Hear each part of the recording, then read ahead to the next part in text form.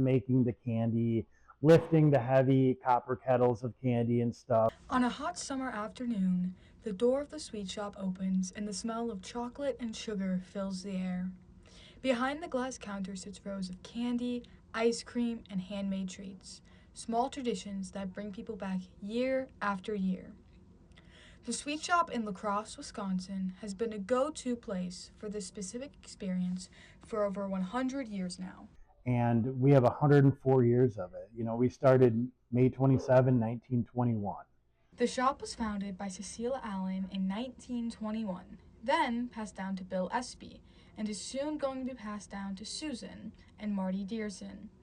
The sweet shops make all of their candies in the store and uses the same traditional methods from the early days.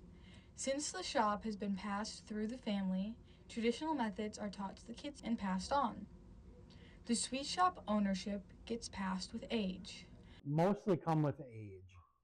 So like right now, Bill Espy still owns it.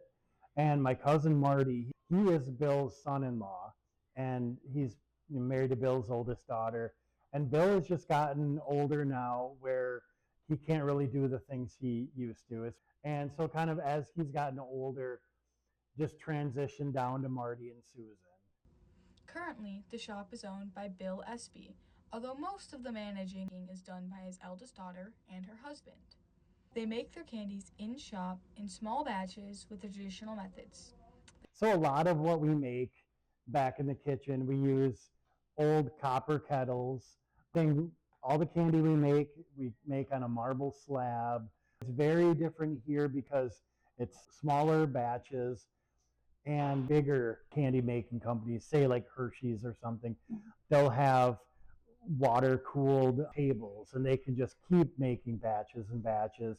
Whereas we can only make so many per day before the marble slab is just too warm and you just have to call it a day.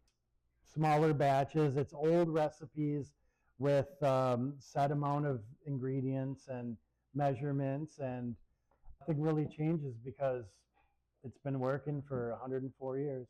They produce over 150 varieties, including hand-dipped chocolates, creams, and others.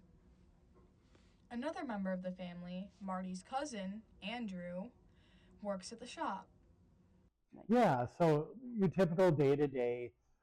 There's some days, like me personally, I might be in the back making candy. Most of the time, I'm out front because I enjoy talking to customers.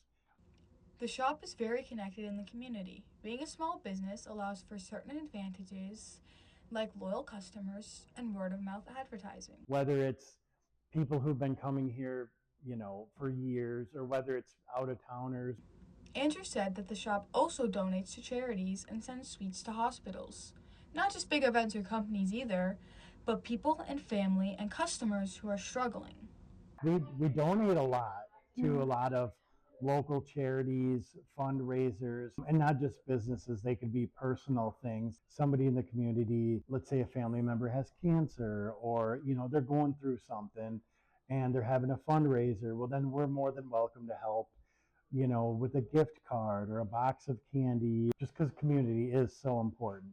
We do a scholarship program with Logan where we help financially with like some sort of scholarship to help them with college after high school. And so that's really neat. We've been doing that for years.